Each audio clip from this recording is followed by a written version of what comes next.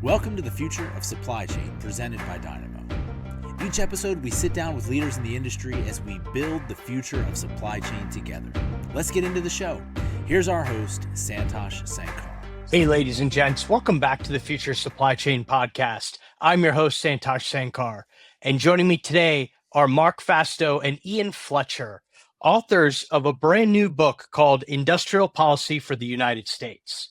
Needless to say, this is a very timely conversation, given a lot of the policy coming out of Washington over the last few weeks. So, gentlemen, it's great to have you on here. Good to be with you. Before we dive in, I always like to give our audience here just a better sense of who it is we're having a chat with and a conversation with. And so I'll start with you, Marc. Kind of what's your story? How did you get into the world of trade policy, industrial policy, supply chain, so on and so forth? Well, actually, a little bit of background. I did work on the Hill before I went to law school, and then I was an investment banker for 14 years. And about the year 2001 to 2, I began to think, well, what's going to happen? All these manufacturing jobs are going overseas. And by the way, I grew up as a free trader because I took a lot of economics in college. And oh, yeah, that sounds great. Well, all these jobs kept going away. And so I started digging into the trade aspects of it. Why are they going and so on? And I started lobbying on my own, which was kind of, in retrospect, kind of silly. I'd go to Washington and try to get people to listen to me. They didn't. But I kept at it and finally joined the Coalition for American Prosperity about 7 or 8 years ago, partly through Ian, by the way, because I met him. I liked his book. And so started thinking about trade policy. If you dig into it, the question comes up sooner rather than later. Well, what is trade policy supposed to serve? Is trade a good in itself? Is that just more trade?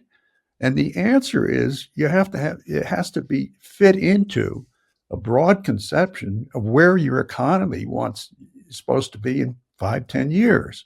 And that leads you to industrial policy, what industries are really important to have now and important to have in the future.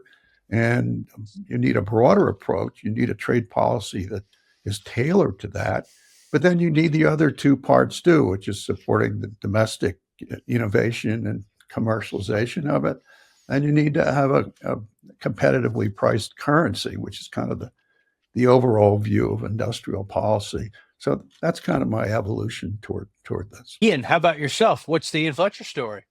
Well, my original background was in information technology. And then around 2007, I got interested in this question of free trade because America was supposedly doing everything right. And yet we seem to have all these problems. So I went looking on Amazon.com for a book laying out the case against free trade.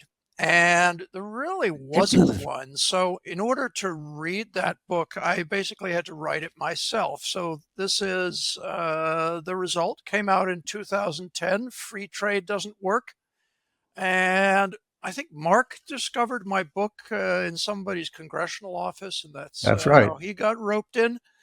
And anyway, the latest book that Marc and I wrote together is this one, Industrial Policy for the United States, winning the competition for good jobs and high value industries. And so I'm going to pull this thread. Let's kind of jump into our conversation here.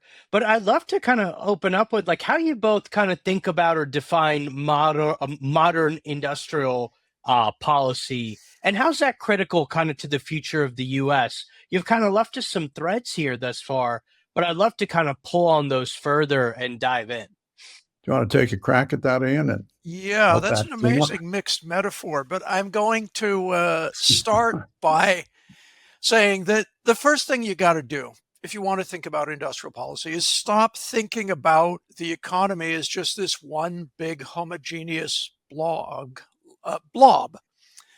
Mm-hmm. Like, a big block of cheese or something. The way people talk about the inflation rate is X, or the unemployment rate is Y, or the economic growth rate is Z. And you're talking about the economy as a whole entity, as if it isn't made up of parts that act in very different ways, have very different needs, can be successful when another part is unsuccessful. And that's why you've got to look at the economy in terms of industries. There are lots of different industries that do very different things. We have an industry where you get healthcare. You go to a doctor and you get healthcare.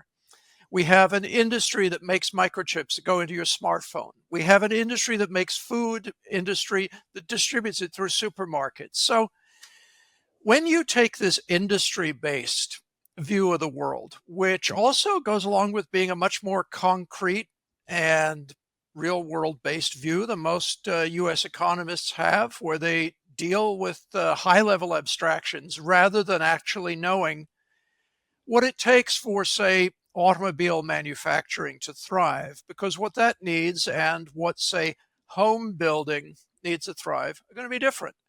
So when you zoom in on the industry level, you discover things like nations don't compete with each other. Industries located in nations compete with the same industry in some other nation. And then you go ask yourself, okay, why are nations competing to host certain industries, certain economic activities, and not others? And what you discover is that some economic activities, like assembling a thing, designing a thing, retailing a thing, some economic activities are much more advantageous for a country to have on its soil than others. So that's the first proposition of industrial policy. It matters what industries you've got. As they used to say, it matters whether Americans make computer chips or potato chips, which goes back to a comment now denied by Michael J. Boskin, an economic advisor in the first Bush administration, who said it doesn't matter whether America makes potato chips or computer chips, which is, Mark? It says if you're more efficient at making potato chips and computer chips, make potato chips. But that assumes that those efficiencies are static and you can't do anything to change them. The key insight about industrial policy in pursuit of these advantageous, is what we call them, industries, is that government policy properly directed can assist industries in becoming more competitive.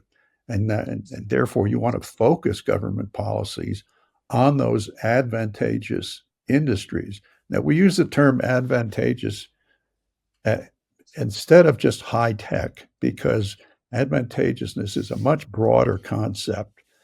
For example, there are a lot of mid-tech industries. I wouldn't call steel really high tech, maybe some highly specialized steels, but it's critical to national security. It's a huge supply chain, need for all high-tech industries, and it pays a lot of people good wages. So pretty much any large industry employs a lot of people at decent paying jobs is advantageous. Making what isn't advantageous, to take the easy case right now, is making t-shirts. And maybe when our products come along, we can become efficient enough at it. So go ahead.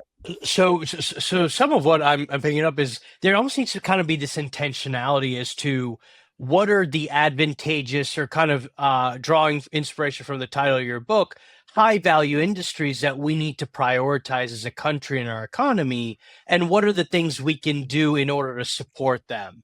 And that's where, kind of going back to the statement, doesn't matter whether you make potato chips or computer chips, there is kind of, in the essence of it, well, what is the higher value industry? And is there one we should prioritize or might be predisposed to prioritize? And how can we kind of undertake the right decisions and support structures to see that industry flourish? Is that kind of a fair way to reflect on this? It's not that hard to come up with a list of advantageous industries. Certainly not the present high-tech industries and the list of highly promising technologies. Now, maybe out of 20 or 25, there are very good lists of these that come out of the President's Committee on Science. in other places, manufacturing USA. But most of them will. And if you're not in them, you're really going to lose out on the money, the good jobs, and ultimately the economic power if you're not in them. And then you take those and then you go and look at the others. And this goes more to your supply chain. I think part of this discussion, you need the industries that support the high-tech industries. And Yep. small manufacturers are critical for that. And that makes programs like the Manufacturing Extension Partnership, which has been tuned up over the last, almost 10 years, but it's way too small, like a lot of other good programs like Manufacturing USA, for example. But Yeah. the targets aren't that hard to pick if you accept the principle that Ian laid out as to how you pick and what your criteria are.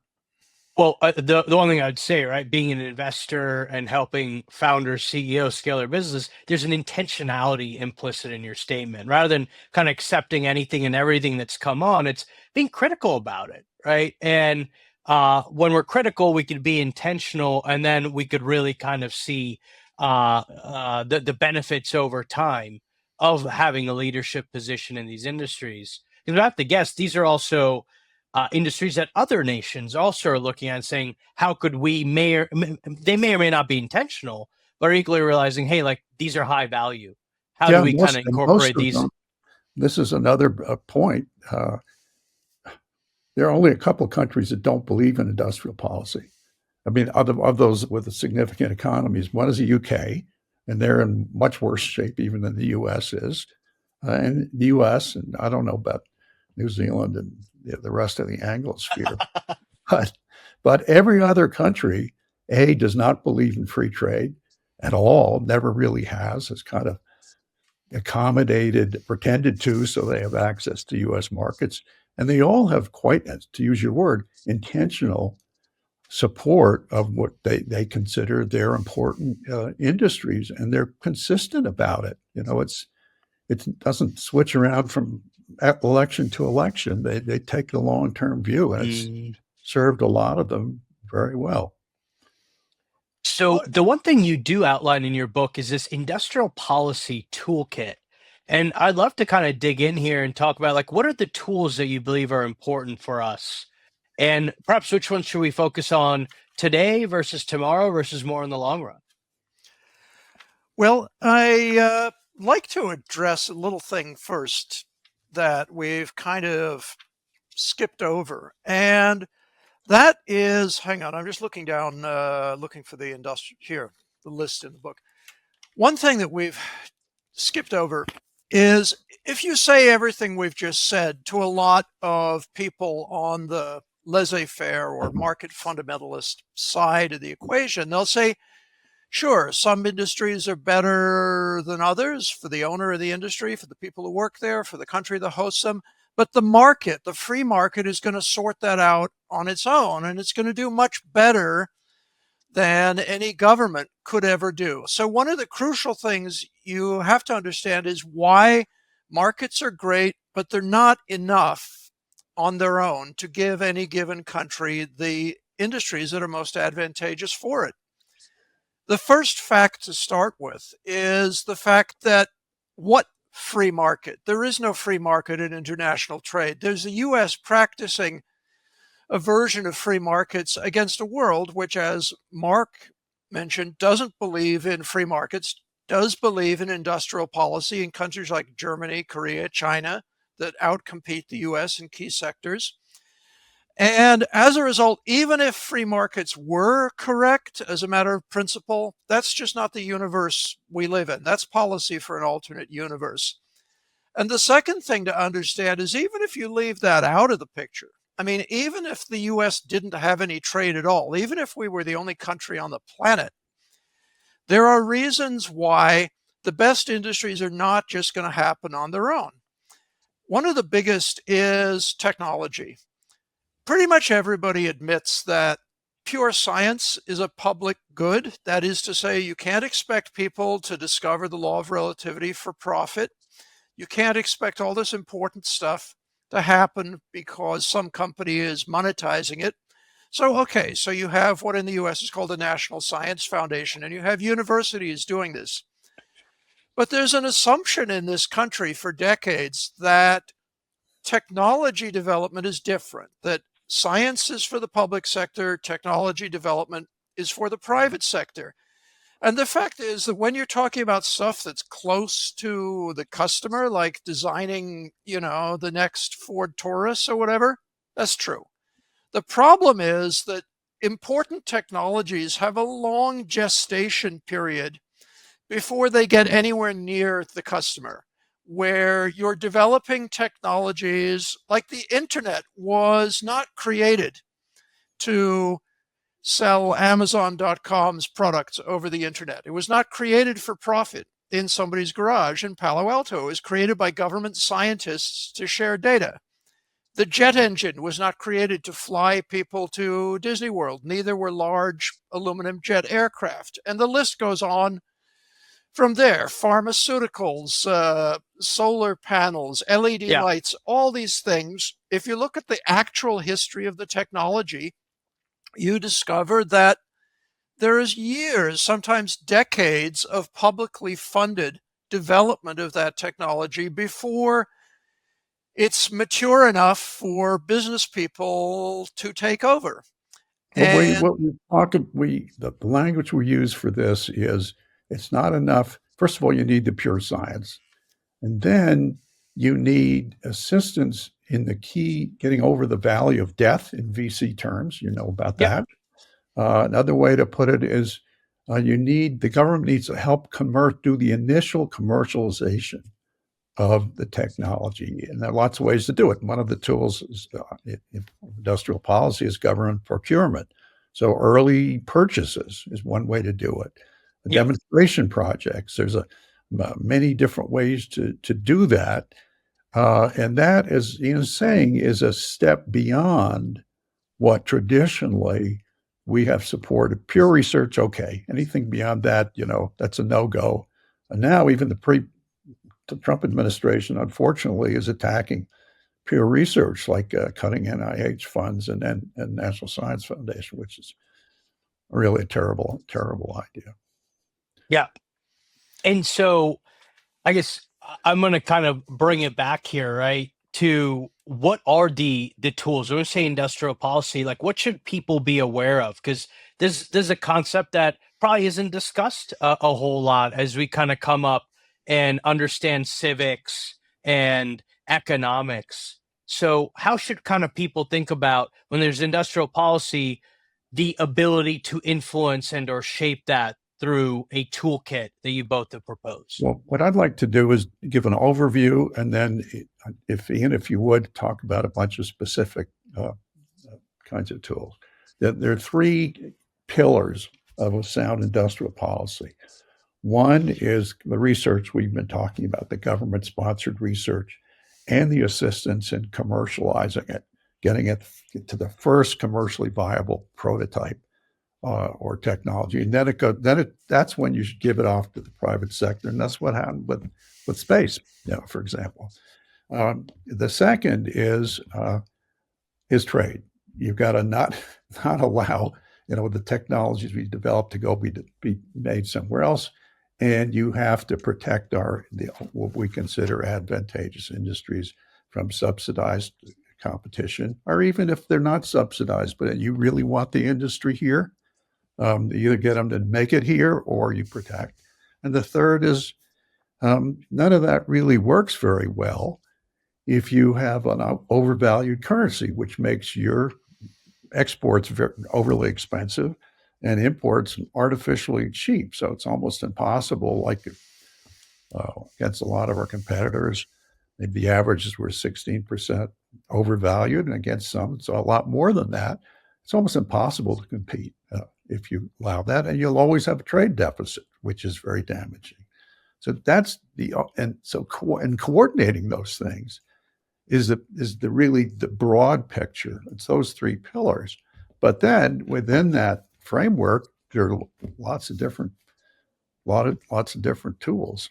I believe the idea was I was going to read a list of the tools. This is straight out of our new book, and not all these tools will apply to the United States, but this is a global model of how industrial policy works. You've got infant industry protection. You've got local content rules. You've got stage differential tariffs, import substitution, selective importation, export subsidies and targets. You have incentives for foreign firms, export processing zones, regulatory competition, credit allocation, forced savings policies. Now, that's going to be unlikely in the US for sure.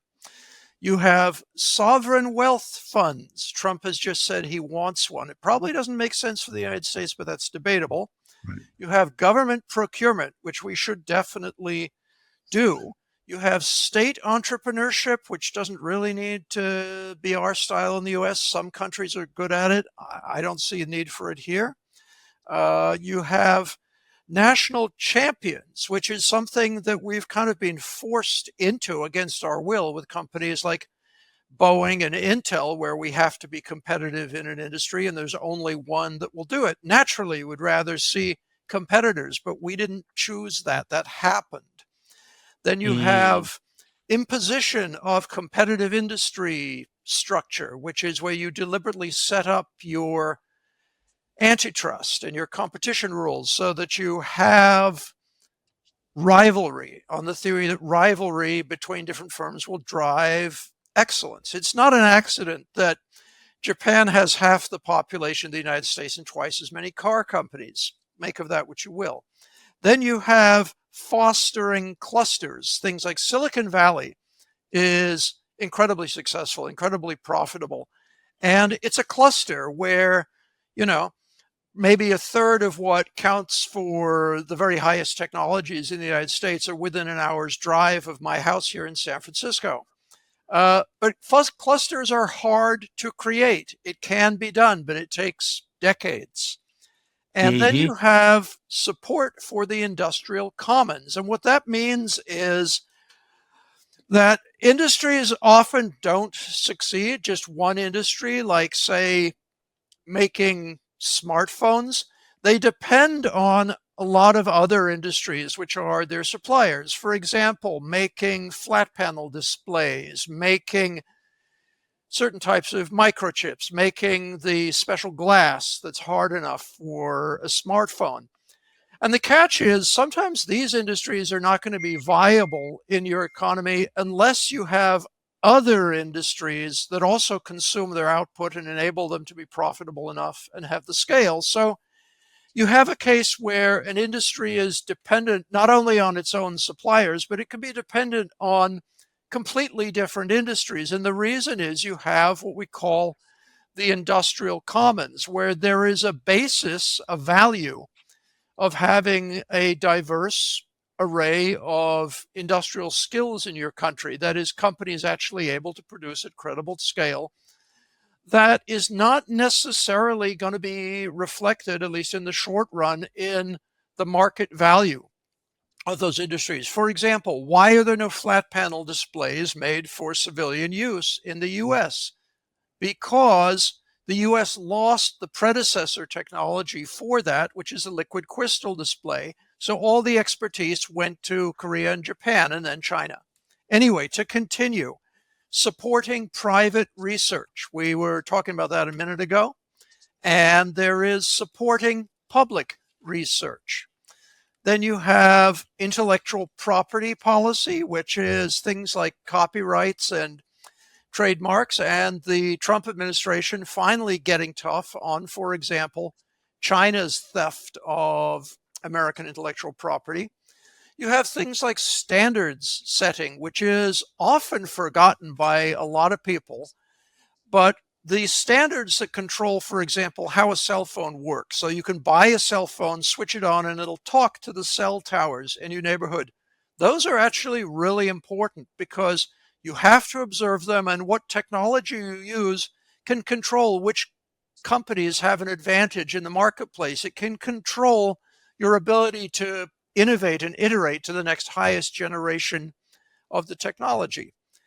Then you have what we call technology mapping, which is to make a lot of these decisions about what technologies are important, because governments very rarely should pick companies, but they often have to pick technologies, which is a different thing because there's such a big public sector involvement in technologies. So you need to understand, how do technologies fit together? What do you need in order to do a thing?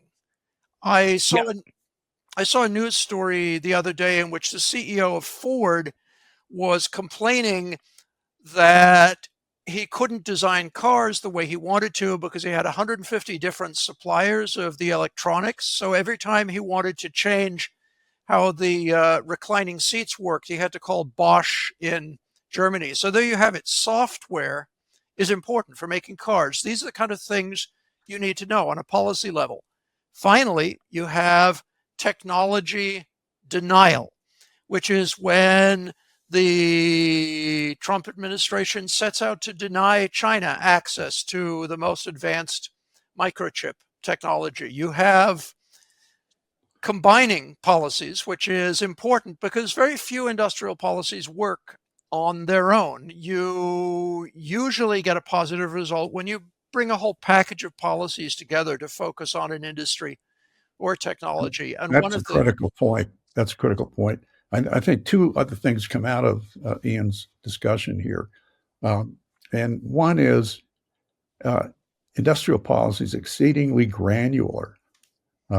It's definitely not one size fits all. It's one size. You have to have a policy that fits the technology, particular technology. Some have short development periods like software. Others it fits new materials. It's very long. It's expensive. It's capital intensive, and so on. So you have to fit the technology. You have to fit the economics and the culture of the country, your home country. You can't have top-down, as much top-down stuff as the Chinese do. It's not that kind of political system. And then you very much have to fit the competitive environment internationally. I mean, where are the other countries in this technology? What are they doing? And if you do this technology mapping, you include not just your own technology, but worldwide, you can make better assessments of where you stand, what you need to do, and what they have, what particular sub-technologies they have that you need, and vice versa. You can do a lot of deals. So really granular, and also very long-term. I mean, you can't stop and go is terrible for industrial policy. I do need to ask, given kind of recent events, is kind of where does kind of the concept of tariffs kind of fit in industrial policy, whether they're specific or broad-based? How should that be thought about against kind of this framework and backdrop you both are discussing? Well, the starting point is, again, remember, they're part of a triumvirate. I can't do everything with tariffs, but they're very, very important. They're most important in selectively deciding which technologies you want to favor and which in the country, your own country, and which you don't care that much about. But even there, the key word is granular. For example, if we're talking about the most advanced chips that Taiwan Semi is making we can't make them now. It's a mistake, since we do consume them, to have a high tariff on them right now. We're obviously trying to develop them through the CHIPS Act. So you would want to, if you want tariffs there, you don't want them right now. You want to stage them in as the manufacturer capacity to make them in the U.S. develops. And you have to take into account, we were just talking about this morning with some of the Trump tariffs, how long it will take. Yes, a tariff does stimulate investment in the tariffed industry, but how long will it take to start getting output at scale? And you need to be clear. The problem, it's not always so easy. For example, if you say to somebody, okay, we're going to start tariffing this in 5 years because it'll take 5 years for you to get to, well, Yes, that makes sense. But what about the politics? Will people believe you? You Yeah. know, will they start adapting now, which is really what you need? Do you stage it in just to make clear that you're serious about it? I mean, these things get to be very politically granular and granular to the all those economic factors we were talking about. But yes, they're absolutely critical. You know, I do want to also kind of touch on kind of workforce development that you both discussed in the book. And it's something as an investor I think about kind of as I see certain segments of the economy become automated or kind of having to find a pole position in a particular industry. In order to truly be excellent at it, you might need to have kind of certain elements around workforce development and or automation. So like how should one kind of think about rebuilding the skills pipeline that would be essential in getting a leadership position in some of these higher value industries that one might be prioritizing? well, the best example I could give of doing it right is we have a chapter in our book, Industrial Policy for the United States, about the Massachusetts Life Science Cluster. Um, Mm-hmm. I mean, a key insight about clusters is they didn't start from scratch. They had all those big research hospitals and universities in the area.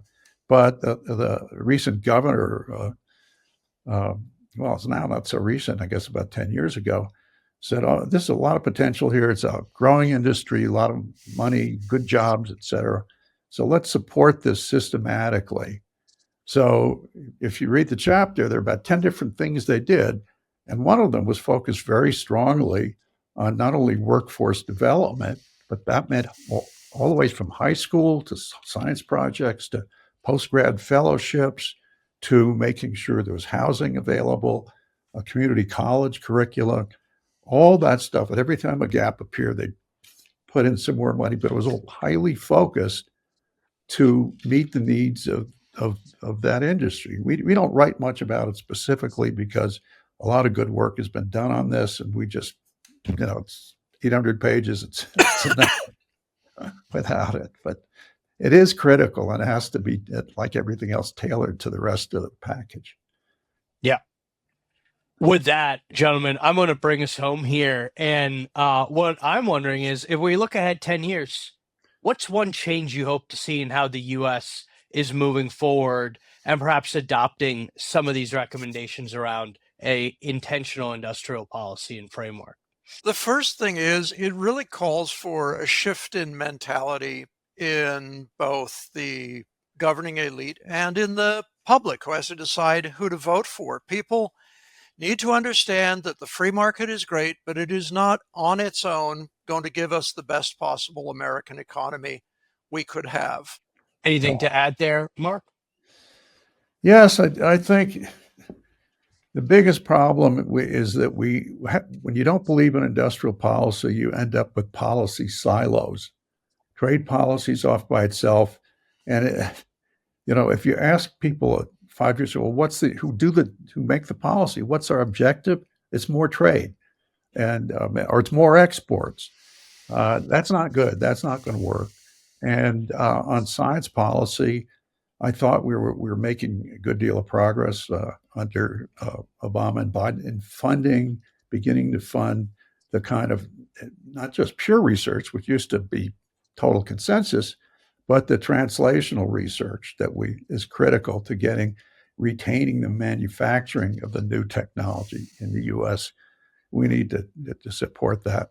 And then the issue, which is really out of the Overton window, is just beginning to get in there, is, foreign exchange. That's been Treasury. And it's nothing to do with all the rest of this stuff we've been talking about. Well, it does. It's critical. It's the one, if you want to end the trade deficit, the single biggest thing you can do is get the currency right.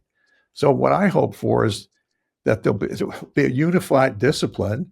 We hope that our book, Industrial Policy for the United States, will end up stimulating the creation of a unitary discipline where you can go and get a degree in industrial policy, a PhD in it.